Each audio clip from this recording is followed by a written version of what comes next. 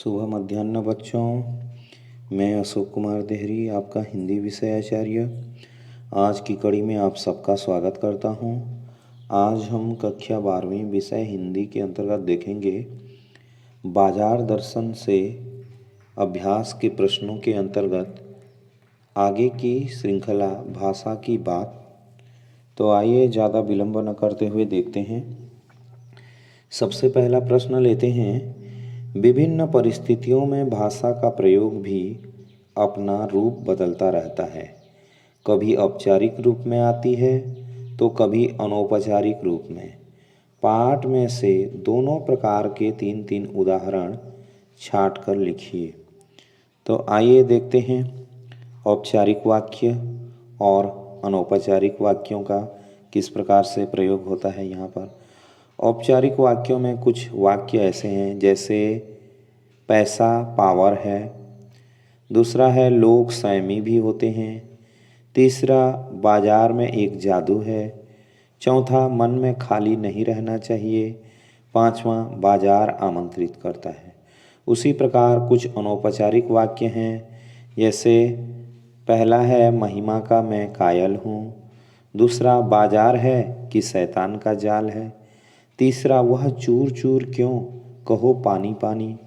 चौथा है पैसा उससे आगे होकर भीख तक मांगता है।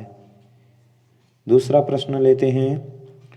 पाठ में अनेक वाक्य ऐसे हैं जहां लेखक अपनी बात कहता है।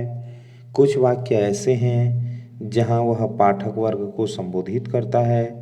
सीधे तौर पर पाठक को संबोधित करने वाले 5 वाक्यों को छांटिए और सोचिए कि ऐसे संबोधन पाठक से रचना पढ़वा लेने में मददगार होते हैं। तो आइए देखते हैं ऐसे वाक्य जहां लेखक अपनी बात कहता है कौन कौन से हैं। पहला है बाजार आमंत्रित करता है कि आओ मुझे लूटो और लूटो। दूसरा लू में जाना हो पानी पीकर जाना चाहिए।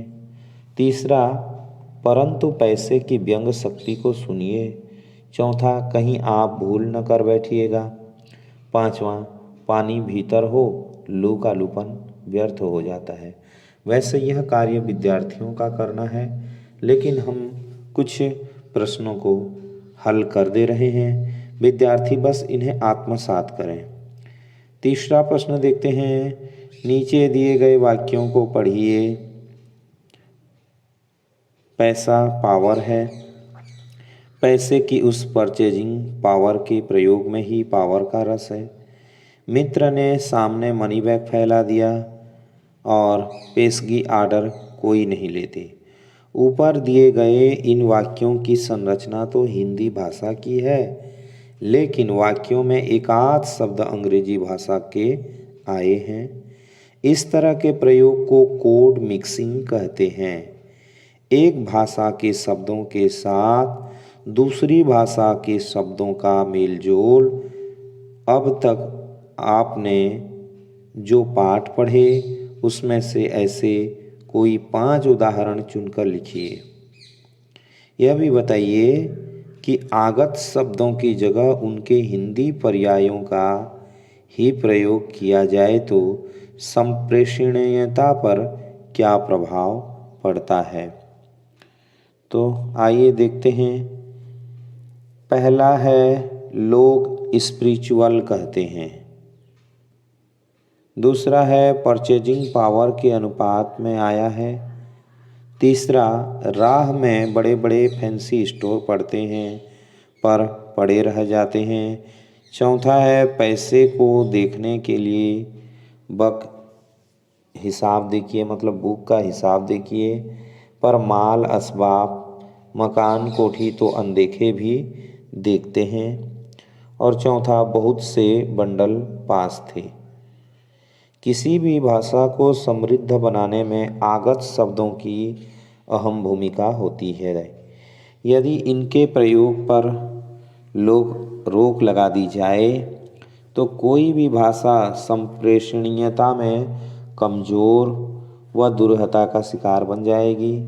जैसे हिंदी में प्रयोग होने वाला अंग्रेजी का आगत शब्द रेलवे स्टेशन के स्थान पर हिंदी पर्याय लोह पथगामिनी विराम स्थल का प्रयोग किया जाए तो भाषा की संप्रेषणीयता में दुर्हता आना स्वाभाविक है।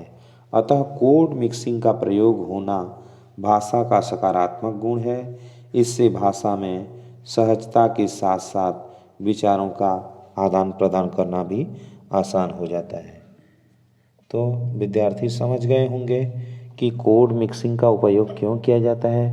मतलब किसी भाषा को हम जब बोलते हैं तो उस भाषा के पर्याय वाले वाक्य या पर्याय वाले शब्द हमारे भाषा में मिलना जरूरी नहीं है और हमारे भाषा में हम उस शब्द को जो बोलते हैं उसको केवल हम ही जानते हैं, सब नहीं जानते। और जब संप्रेषण में हम उपयोग करेंगे तो सामने वाला उसको नहीं समझ पाएगा और हमारी संप्रेषणीयता आधी रह जाएगी। इसीलिए वहाँ पर जिस शब्द का प्रयोग किया गया है उसी का करते हैं, भले ही वह कोड मिक्सिंग ही क्यों न हो। चलिए देखते हैं अगला प्रश्न लेते हैं। नीचे दिए गए वाक्यों के रेखांकित अंश पर ध्यान देते हुए उन्हें पढ़िए। तो आइए देखें। निर्बल ही धन की ओर झुकता है, लोग संयमी भी होते हैं, सभी कुछ तो लेने को जी होता था। तो ऊपर दिए गए वाक्यों के रेखांकित अंश ही भी तो निपात हैं जो अर्थ पर बल देने के लिए इस्तेमाल किए जाते हैं। वाक्य में इनके होने न होने और स्थान क्रम बदल देने से वाक्य के अर्थ पर प्रभाव पड़ता है। जैसे मुझे किताब भी चाहिए, मुझे यहाँ पर महत्वपूर्ण है। दूसरा, मुझे किताब भी चाहिए, यहाँ पर किताब महत्वपूर्ण है। वाक्य हमने बोला, निपात का भिन्न भिन्न जगह पर प्रयोग किया। सबसे पहले है मुझे और उसके बाद निपात है, और मुझे किताब उसके बाद निपात है, तो इसमें अर्थ बदल जा रहा है। आप निपात ही भी तो का प्रयोग करते हुए 3-3 वाक्य बनाइए, साथ ही ऐसे 2 वाक्य का भी निर्माण कीजिए जिसमें ये तीनों निपात एक साथ आते हों। तो देख सकते हैं कि किस प्रकार से ऊपर वाले पंक्तियों में निपात का प्रयोग किया। तो आइए देख लेते हैं। जैसे हम निपात का प्रयोग करेंगे, वाक्य बनाएंगे, मेरी ही पुस्तक उसके पास है, तुम ही उसको सबक सिखा सकते हो, अपनी बेटी की शादी आपको ही करनी है। यहाँ पर हमने ही निपात को लेकर के 3 वाक्य बनाए। अब भी निपात का प्रयोग करेंगे। मेरे साथ आपको भी भोजन करना है, उन्होंने आपको भी आमंत्रित किया है, बीमारी में परहेज भी जरूरी है। हमने भी निपात का भी प्रयोग किया। तो आइए तो निपात का प्रयोग करते हैं। आपने तो कुछ खाया नहीं, तुम तो बड़े आलसी हो, मैंने तो साफ मना कर दिया। आइए ही भी तथा तो तीनों निपात के वाक्य देखते हैं। आप ही मेरे साथ चलिए क्योंकि सुरेश भी तो नहीं जा पा रहा है, मुझे तो जाना ही है, तुम भी साथ चलो। तो हमने निपात का प्रयोग किया जिसमें ही का 3 निपात से संबंधित वाक्य बनाए, फिर भी के 3 निपात से संबंधित वाक्य, फिर तो का, फिर हमने एक साथ तीनों निपात का भी प्रयोग करके देखा।